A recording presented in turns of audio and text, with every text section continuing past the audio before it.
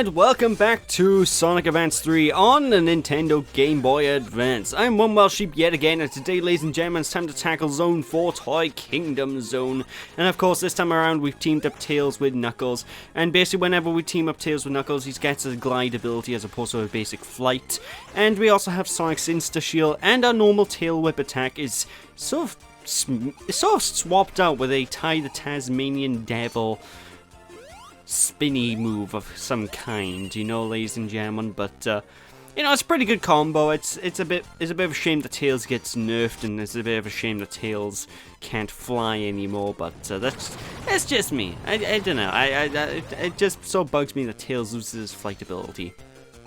But I digress. Anyway, this zone by here is one of my favorite zones of the game, ladies and gentlemen, by large, because I love the way this place looks. I love the aesthetics of this zone. It's so colorful.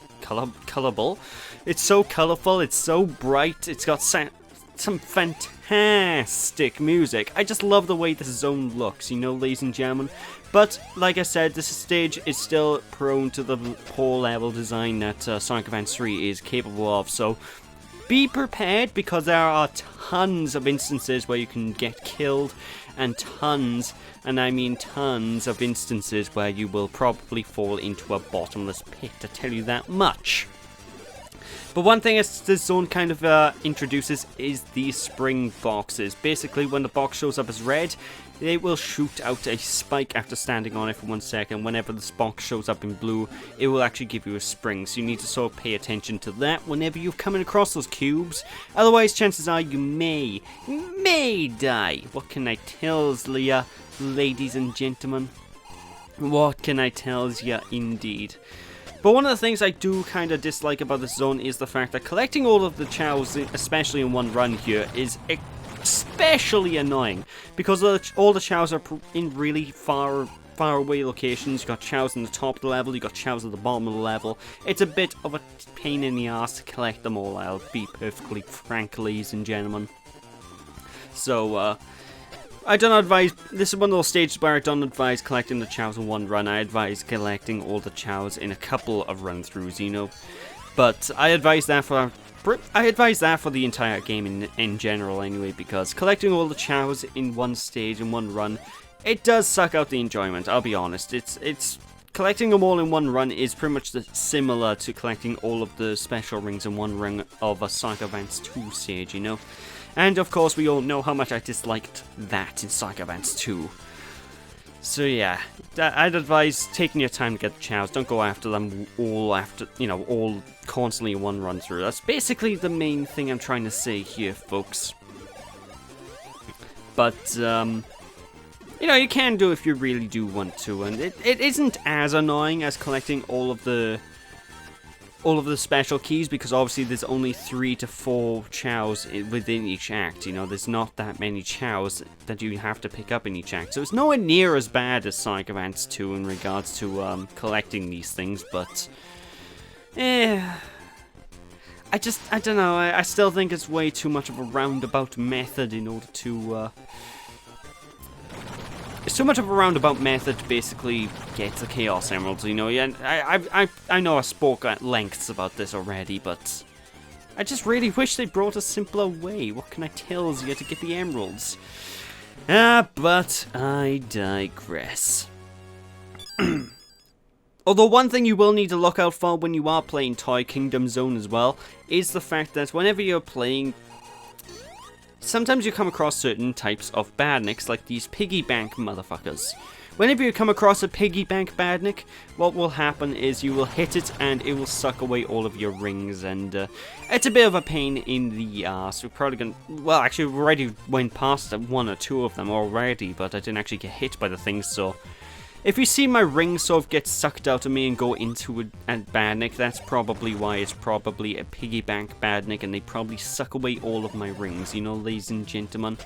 But, you know, I do actually love the badnik design of this zone as well, because it's all really animal focused. It's got really, I don't know, it's really cutesy, and I like it. What can I tell you? It reminds me of, if I'm going to be honest, it actually reminds me of some classic badnik designs. You know, how badniks used to be sort of designed to be pretty much animals but robots, you know, and yeah, I like it. Actually, I say that, but I don't think the bandit style has really changed in the advanced games, have they? They've all been basically robots, but that are animals, but I don't know. I'm just rambling at this point. Of course, like I said, when you do want to make use of some of the character abilities whenever possible as well to get around. Like, but there, for example, where I use Tails in order to fly into the tiny alcove, you know? You can find loads of instances where you can if you know the character combinations, if you know how to really utilize each character, you can usually use that to find loads of different extra routes and stuff, and different ways you can go, which I do like. I do appreciate that. What can I tell you?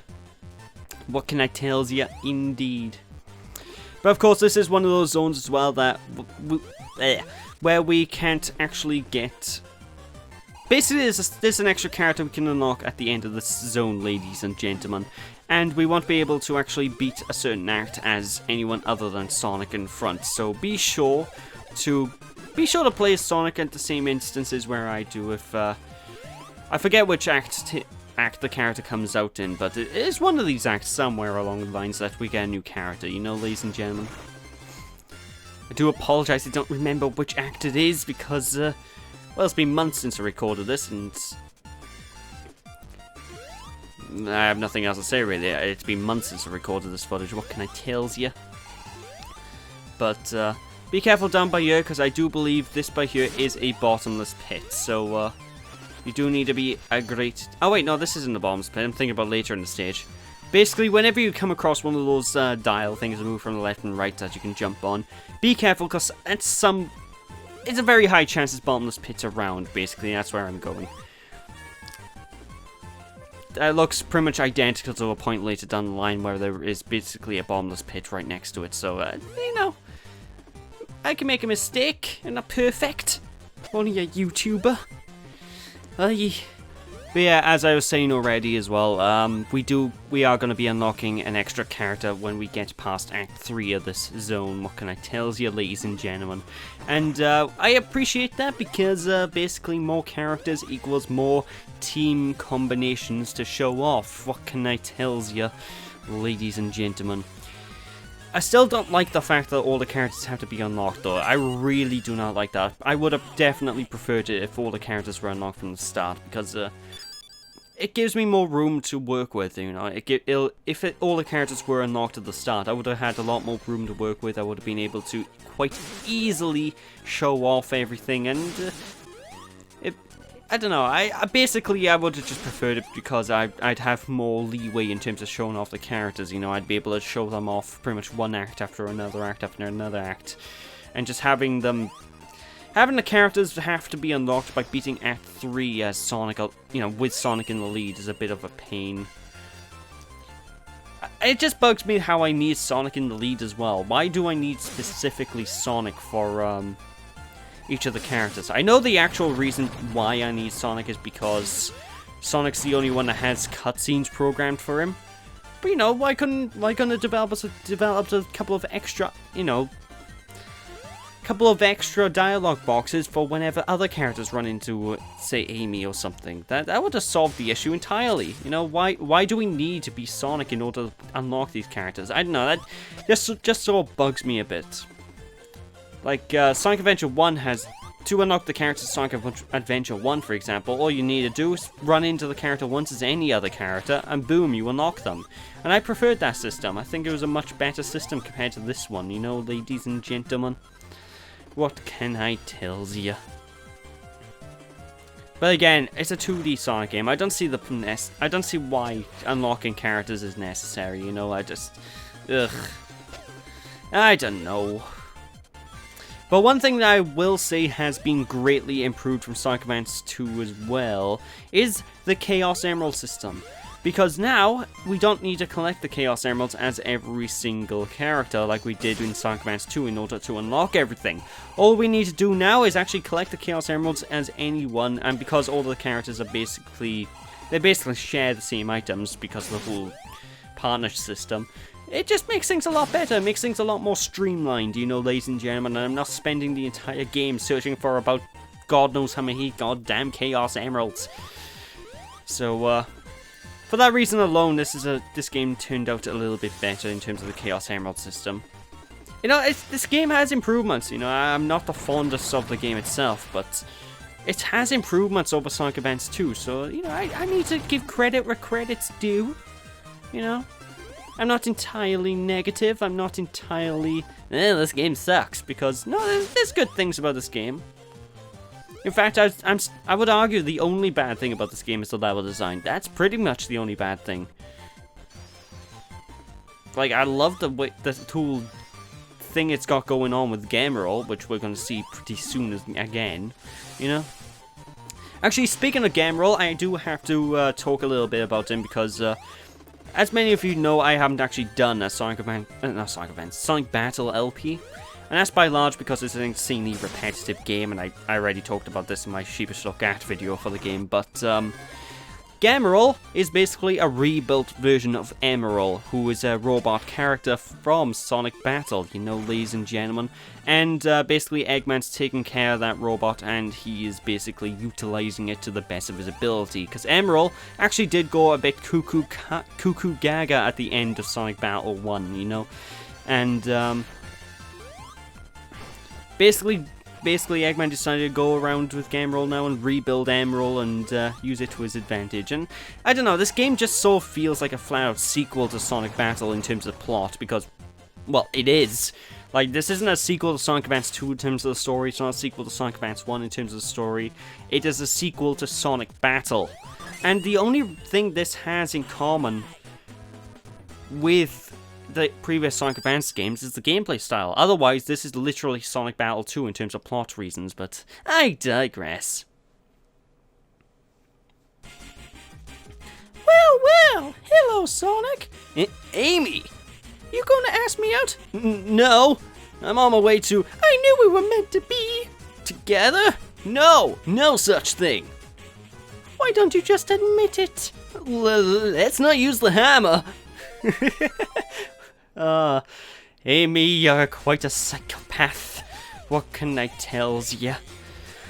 But anyway, now we do have access as Amy as a playable character, and if we get to use Amy as a playable character whenever we have Sonic as our partner, we get to use the spin dash, we get to use the spin jump, we use all the typical maneuvers, and we also get to use Amy's hammer attack, as well as a jump dash as well if we need be, but honestly, if Amy's probably the easiest to play whenever you have Sonic as your partner, but basically any other character partnership, any other thing like that, and you'll find that Amy will actually be actually about the same as she was in Sonic Advance 1, so I don't know, it's a case-by-case basis. But one of the unique things about Amy Rose is, for every single character who gets to partner up with Amy, if Amy is the partner character, and you are Tails, for example, Tails will control like Amy in Sonic Advance 1.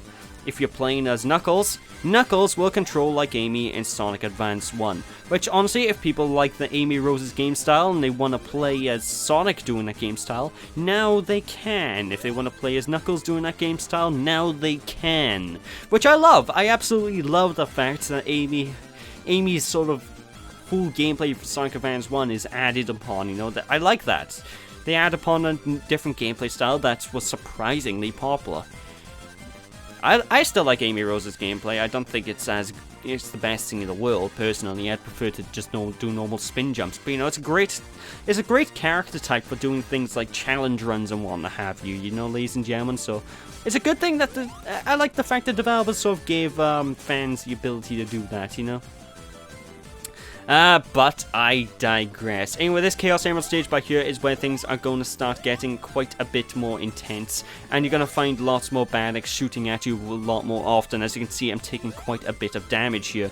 Now, it's still early days in terms of the special stages, so it's still more than easy enough to actually complete, even after getting hit a couple of times. So, if you get hit, don't fret, you're still very likely to be able to complete these, so, you just still need to be a bit careful because the enemies are a lot more aggressive, there's a lot more obstacles in your path, and chances are you're going to lose a lot more rings this time around, you know, ladies and gentlemen. But I digress. There's another Chaos Emerald for the taking. Hail to the yeah!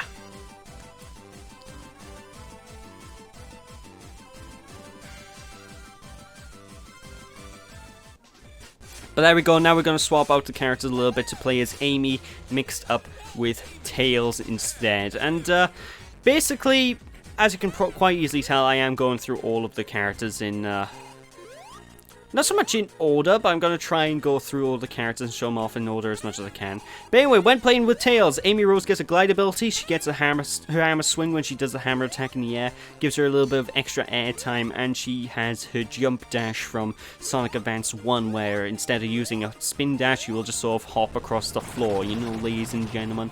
And honestly, this is probably the best form of Amy if you like the... If you like the Sonic Advance 1 playstyle and you want to play as it, this is probably the best method of doing so because, well, Tails' extra tag actions, Tails' extra partner abilities make things so easy to platform around, and of course Amy's additional airtime that you can utilize is also fantastic, what can I tell you? But anyway, this boss fight coming up by here, this is a bit of a difficult one, folks. This is a boss fight that you may find yourself having trouble with because this isn't a traditional 8-hit boss fight. This guy does not go down in 8 hits. The only way you can take down Eggman this time around is by pushing him into the pit right at the back of a stage. From time to time, he will send out Gemerl in either a ball and chain thing like this, which will crush you, or he will shoot out Gemerl as a missile at you as well, like so. So basically, you just need to pay attention to what's going on, and after you figure out how Eggman attacks, you should be able to dodge his attacks just fine. It's just a matter of learning his patterns and learning the enemy positioning and all that. And of course, from time to time, he also goes to shoot out those little army soldiers, which I really advise using Tails and Amy combo for, because basically Amy's extra additional height when she jumps is extremely helpful to dodge those things. Like, for example, if I'm all the way up by the end on the left side of the screen, I can jump without much danger of falling into the pit, you know, ladies and gentlemen. But yeah, this is basically all the boss fight is. You have to push him to the end, and as time goes on, when he's available to be hit, he will try to edge his little box thing towards you more so, and he's going to try and push you off the edge at the same time. So you do need to be careful of that, but you know, at the grand scheme of things, it's not too challenging a boss fight. This did take me a couple of attempts, I will be honest, but you know, you can still get through this without too much trouble. It just may take a couple of attempts to do. What can I tell you, ladies and gentlemen? What can I tell you, indeed? Oh, come on, physics don't work like that. He should be falling off. Jesus Christ. I mean, look at that, that's ridiculous. There we go, Eggman's down and out for good. Hell to the yeah.